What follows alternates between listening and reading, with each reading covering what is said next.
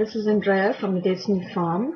I would like to share with you a review or some feedback on a movie that I watched last night. The movie is called Where the Wild Things Are, and this movie I think came out a few months ago, maybe half a year ago.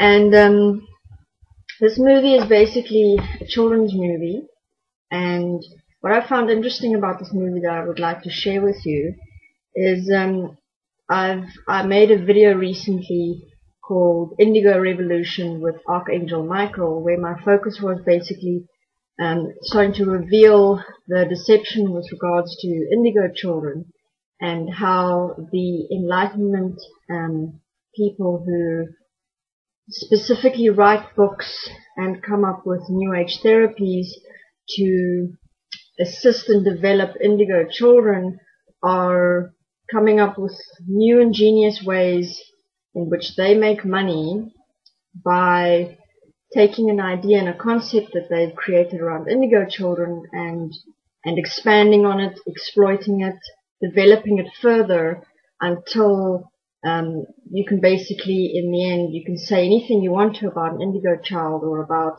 Enlightenment or about Ascension, and you can make stuff up as you go along based on no actual physical proof or physical substantiality within this world. You can just make stuff up and write a book about it and sell it, and people in their attempt, I've noticed, to sort out this reality and sort out themselves and understand their children and their Indigo Children better, will buy these books and will apparently apply these techniques without actually looking at the information for themselves, without actually asking where do these techniques come from.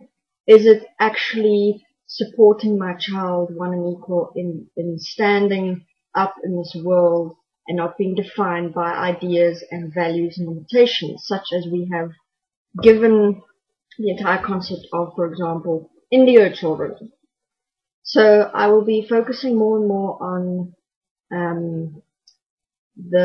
specifically the author of the book, in which I specifically focused on in that video. I focused on a specific author, and she deals with Indigo Children. She writes books about Indigo Children, and in time I will be looking at more and more of her books and just looking at where the common sense is missing and where the actual self-honesty is missing with regards to what we are allowing within this world with regards to children and what we accept and allow. So the reason why I'm sharing with you this movie review is because I watched this video not for any other reason than I'm just watching a movie. And what struck me about this movie, which actually I found very interesting about movies recently, children's movies, is that they are depicting children more and more to be very deep spiritual beings who are horribly misunderstood by their parents and by society. If you notice, a lot of these children's movies that are coming out, the basis around the entire movie is the fact that the child feels misunderstood by its parents. There's usually the single parent. The child feels left out and not understood and not able to express themselves, and then they lash out, and the focus around these movies lately will be that the child will create an alternate reality in their mind in which they will participate. What's fascinating is that in the movie, as the child creates this alternate reality and you view the child participating in this reality, you don't actually know if it's real or not.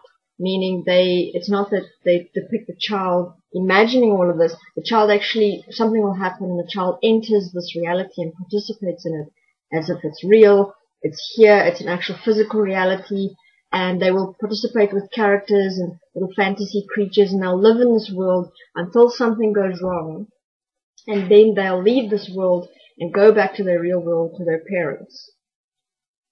Now, again, as I mentioned, I watched this movie last night, and the movie basically starts off with, again, this little boy. He's very intelligent, he's very expressive, he has a vivid imagination, he's very quiet, and like reserved, and just plays the whole day and plays with things in his imagination, building things and playing. And he just wants his mom, who is a single mom and works very hard, to spend time with him, basically. And she's very busy in her job, trying to, make sure she doesn't lose her job. And she doesn't spend much time with him. As her stress in her job gets more and more, she ignores her more and more. And then eventually the tension builds up to such a point where he tries to get attention from her, and he lashes out, and then he runs away. And the mom's running after him, screaming, please come back. And he runs away through a fence, and she loses him. And he runs down to this big lake where there's a little boat. And he gets into this little boat and sails off. And then the lake, you see, goes into like the ocean. And then like for 2 days he's stuck in this little boat that's just slowly making its way across the ocean, until 2 days, it's about 2 days later, he comes across this big mass of land, where there's a fire. You can see somebody's living at the top of the hill, and he maroons his little boat and he climbs up this big hill, up this big mountain, and makes his way through a forest to where this fire is, and then thinking they're people. And then he observes through the bushes that they're not people, but these big fluffy creatures.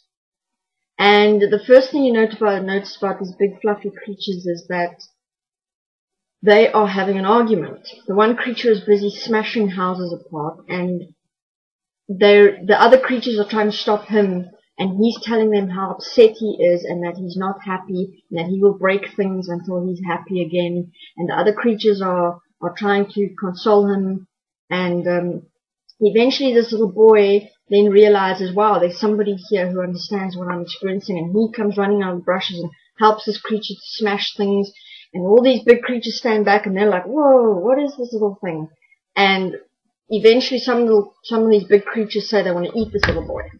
The little boy now quickly thinks on his feet, and he makes up an excuse that he's a king from another country, so now he's using his imagination, and he has these magic powers, and they can't hit him. These big creatures are a little bit stupid, so they're like, oh, okay, that makes sense. He must be a king. Then they start saying, maybe he's our king, and he's here to take the sadness away, and he's here to make us happy again. And the little boy, now, who wants this attention and wants to feel special, says, yes, I'm your king. And they all go, will you take the sadness away? And the little boy says, yeah, I can do that. Okay, sounds good. So now for days he basically plays with these creatures, he lives with them, they run around, they smash things, they have a ball. Okay? The creatures interpret this as the king has now shown them what happiness is again. All he's doing is he's being a little boy, and he's loving this, and he's playing with them. They're interpreting it as their problems are being solved. Eventually, after a few days, what is very interesting is that the creatures start reverting back to their old patterns, which means that they start again experiencing themselves the way they did before, which is that they experience themselves as being very grumpy, and they start snapping at each other again, and old issues that were still in the background start coming out again, issues amongst themselves, relationship problems, the usual stuff.